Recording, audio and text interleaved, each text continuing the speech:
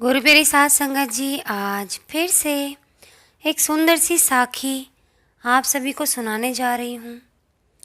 गुरु मेरी साथ संगत जी, ये कहानी है धोखे और सच्चे प्यार की।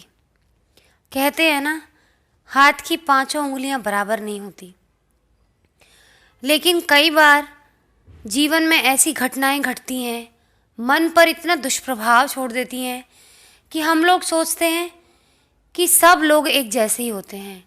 हम अगर जीवन में धोखा खा के बैठते हैं तो हमें हर जगह धोखा ही धोखा लगता है। कहते हैं ना, दूध का जला छाछ भी फूंक फूंक कर पीता है। तो वो धोखा हमें हर जगह नज़र आता है, लेकिन सारी दुनिया धोखेबाज नहीं होती और सारी दुनिया सच्चा प्यार करने वाली नहीं होती। तो आइए गुरु प्यारी साथ संगत जी, ऐसी ही एक सुंदर सी साखी आप सभी को सुनाने जा रही हूँ। गुरु प्यारी साथ संगत जी, ये कहानी है एक ऐसे राज्य की जिसमें एक जोड़ा रहा करता था, एक दूसरे से बहुत प्यार करता था, शादीशुदा जोड़ा था। गुरु प्यारी साथ संगत जी, पूरे राज्य में जब रात में सबके घर की मशाल बुझ जाती, लेकिन उस घर की, उस सेठ और सेठानी के घर की मशाल कभी न बुझती। गुरु प्यारी साथ संगत जी, उस राज्य के राजा और रानी एक दिन महल की छत पर बैठकर ऐसे ही देख रहे थे कि पूरे नगर की, पूरे राज्य की मशालें बुझ चुकी हैं, लेकिन इस घर की मशाल नहीं बुझी। तो घर समृद्ध है और अच्छा चल रहा है। इसका मतलब ये है कि परिवार के अच्छे लोग हैं, दोनों जोड़े अच्छे हैं। लेकिन राजा और रानी दोनों ही इस परिवार के बारे में अलग अलग विचार रखते थे। राजा ने अपनी रानी से कहा कि देखो रानी, कितना सुंदर घर है, दोनों पति पत्नी एक दूसरे से कितना प्यार करते हैं। मेरा मन कहता है कि इसका जो आदमी है, यानी कि जो सेठ है, वो बहुत अच्छा है, इसी वजह से ये परिवार चल रहा है। लेकिन रानी कहती है कि नहीं, मैं नहीं मानती। मेरा मानना है कि इसकी जो घरवाली है, जो पत्नी है, सेठ की जो सेठानी है, वो ज़्यादा अच्छी है, इसलिए घर चल रहा है। इस बात को लेकर राजा और रानी में मतभेद हो जाता है। तो राजा रानी निश्चय करते हैं कि सेठ और सेठानी की क्यों ना परीक्षा ली जाए। तो राजा रानी से कहता है कि तुम अपने हिसाब से परीक्षा लो और मैं अपने हिसाब से परीक्षा लूँगा। गुरु प्यारी साथ संगत जी, पहले रानी अपनी दासी को सेठ के यहाँ भेजकर कहती है कि जा दासी, सेठ से कहना कि रानी का दिल तेरे ऊपर आ गया है और रानी तुझसे शादी करना चाहती है। तू अपनी सेठानी का गला काट दे, उसको जान से मार दे। गुरु प्यारी साथ संगत जी, जैसे ही दासी सेठ के दरवाजे पर जाती है और सेठ को अकेले में बुलाकर कहती है कि रानी का दिल आप पर आ गया है, मैं उनकी दासी हूँ, मजबूर हूँ ऐसा कहने पर, क्या करूँ, उनके आदेश का पालन करना पड़ेगा। मैं ऐसा कहना तो नहीं चाहती थी, पर यह मेरी मजबूरी है। उन्होंने कहा है कि आप अपनी बीवी को जान से मार दें और रानी से शादी करने को तैयार हो जाएं। गुरु प्यारी साथ संगत जी, सेठ कहता है कि जाकर रानी से मेरी माफ़ी का संदेश दे देना, उनसे कहना मैं आपसे माफ़ी मांगता हूँ। तो दासी कहती है किस बात के लिए? सेठ कहता है इस बात के लिए कि ऐसी रानी चाहे मेरे पास 1000 क्यों ना आ जाए, पर मैं ऐसी एक भी रानी को अपने लिए पसंद नहीं करूँगा और उसके लिए अपनी बीवी को कोई नुकसान नहीं पहुँचाऊँगा, क्योंकि मैं अपनी बीवी से बहुत प्यार करता हूँ। उसको मारने की बात तो दूर है, मैं उसको हाथ तक नहीं लगा सकता। तो रानी के पास मेरा संदेश भिजवा दो, ऐसी 1000 रानियां मेरी बीवी पर कुर्बान। गुरु प्यारी साथ संगत जी, दासी अपना सा मुंह लेके रानी के पास जाती है। रानी बड़ी ही दुखी होती है, सोचती है मैंने तो क्या सोचा था कि इसकी बीवी अच्छी है और सेठ अच्छा नहीं है, लेकिन राजा की बात सही निकली। अब गुरु प्यारी साध संगत जी, बारी आती है राजा की परीक्षा की। तो रानी राजा से कहती है कि आप भी सेठानी की परीक्षा लो, मेरा पूरा विश्वास है कि सेठानी अच्छी ही निकलेगी। राजा ने भी वही काम किया। राजा ने अपने सेवक को भेजा सेठानी के पास और कहलवाया कि राजा तुमसे शादी करना चाहते हैं, अपनी पटरानी बनाना चाहते हैं, पूरे राज्य की दौलत तुम पर लुटाना चाहते हैं, लेकिन तुम्हें एक काम करना होगा, अपने पति को जान से मारना होगा। गुरु प्यारी साध संगत जी, सेवक के कहने की ही देर थी। सेठानी ने कहा, राजा को संदेश दे दो कि जब रात को 2 से 3 बजे के बीच में मेरे घर की मशाल बुझ जाएगी तो समझ लेना मैं राजा के लिए तैयार हो चुकी हूँ और मैंने अपने पति को मार दिया है। गुरु प्यारी साध संगत जी, ये संदेश सुन के राजा का मन बड़ा खिन्न होता है और रानी अपना सा मुँह लेकर रह जाती है।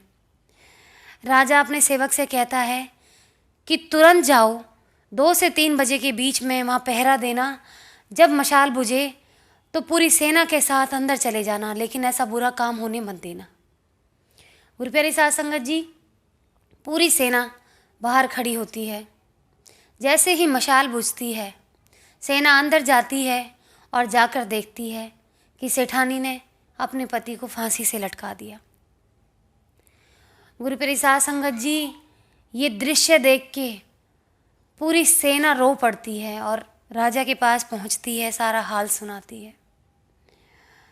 राजा इतना दुखी होता है कि मेरी एक नासमझी की वजह से किसी बेकसूर की, सच्चा प्यार करने वाले की जान गई है। वो इतना क्रोधित होता है कि अपने मंत्री को आदेश देता है कि मैं 2-3 दिन के लिए राज्य से बाहर जा रहा हूँ और जब मैं वापस लौटूँ तो राज्य की सारी जितनी भी औरतें हैं उनका कत्ल कर देना। गुरु प्यारी साध संगत जी, राजा का आदेश सुन के मंत्री के पैरों के नीचे से ज़मीन निकल जाती है। राजा तो वहाँ से चला जाता है, लेकिन मंत्री बहुत परेशान घूमता है कि किसी एक की सज़ा पूरे राज्य को कैसे दे दूँ, मैं किसी बेकसूर को कैसे मार सकता हूँ। बहुत परेशान होता है। तो जो मंत्री का जो पिता होते हैं उनके, वो भी राज दरबार में राजा के पिता के मंत्री रह चुके होते हैं। वो अपने बेटे से पूछते हैं कि बेटा, ऐसी क्या बात है जो तू परेशान है? ना तू सोया है, ना तूने खाना खाया है, तेरा मुंह एकदम मुरझा गया है, ऐसी क्या बात है? तो उसने अपने पिता को सारा हाल कह सुनाया। गुरु प्यारी साध संगत जी कहते हैं ना, बड़े बुजुर्गों में बहुत दिमाग होता है, क्योंकि वो तजुर्बे से निकले होते हैं। उनका तजुर्बा जीवन में काम ज़रूर आता है। तो जो मंत्री के पिता थे, उन्होंने कहा कि एक काम कर, तू यहाँ से गायब हो जा 2-3 दिन के लिए, बाकी सारी कहानी मैं संभाल लूँगा, क्योंकि अगर तूने नहीं मारा किसी भी औरत को तो राजा तुझे मार देगा। गुरु प्यारी साध संगत जी, अपने पिता की आज्ञा लेकर 2-3 दिन के लिए मंत्री गायब हो गया। जैसे ही राजा वापस आया, गुरु प्यारी साध संगत जी, राजा ने सारी औरतों को जिंदा देखा तो एकदम बौखला गया और महल में आके अपने मंत्री को ढूंढने लगा। वहाँ जब मंत्री ना मिला तो उसके घर गया और पूछा कि मंत्री कहाँ है, उसको मेरे सामने कर दो, मैं उसके टुकड़े टुकड़े कर दूंगा। तो मंत्री के पिता ने कहा, राजा साहब, मैं जानता हूँ, आपकी मनोदशा अच्छे से समझता हूँ कि आपकी वजह से बेकसूर इंसान की जान गई है। आपकी मनोदशा की इज्जत करता हूँ। आप पहले बैठकर मेरी एक बात सुन लीजिए, उसके बाद मैं अपने बेटे को आपके सामने प्रस्तुत कर दूंगा।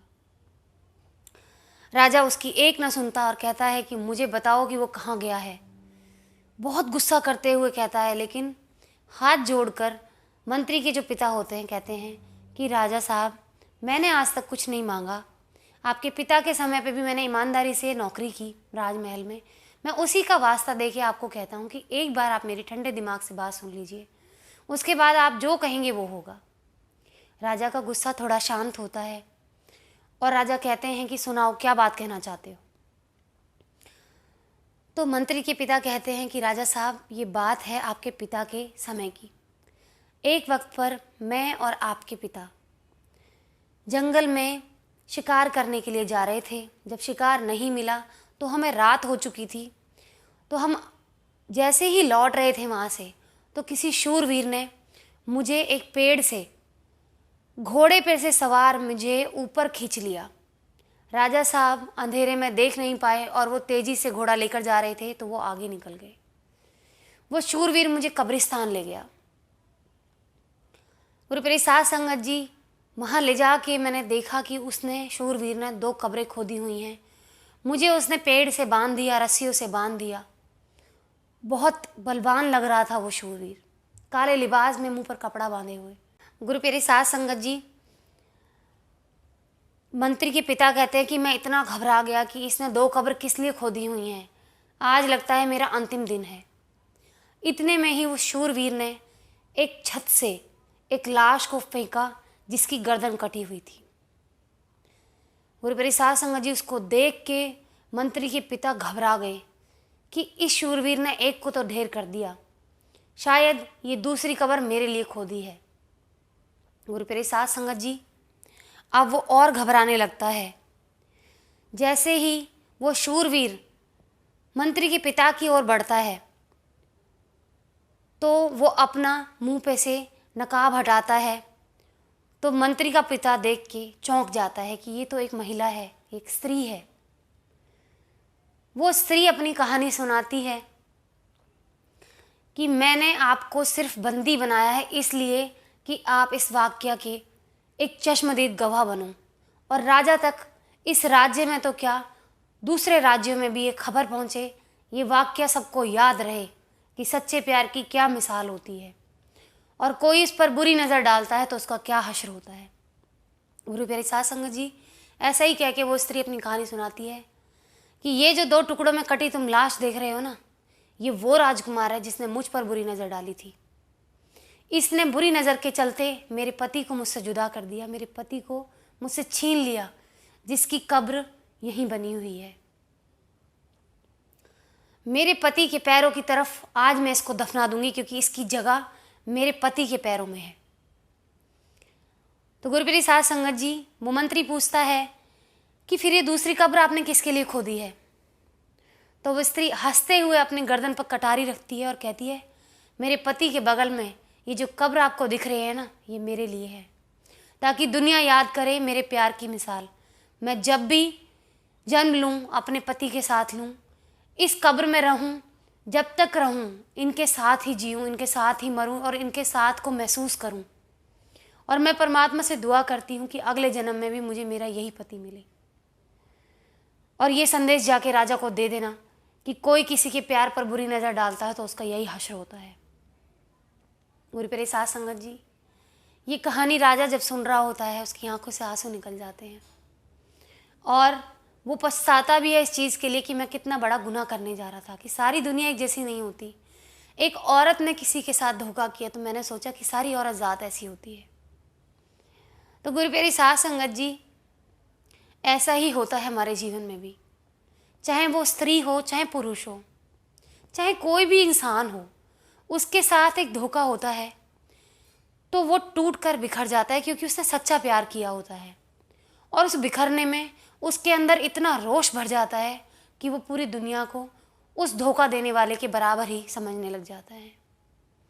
तो सारी दुनिया एक जैसी नहीं होती गुरुप्रिय साध संगत जी। कोई प्यार करने वाला होता है तो कोई धोखा देने वाला।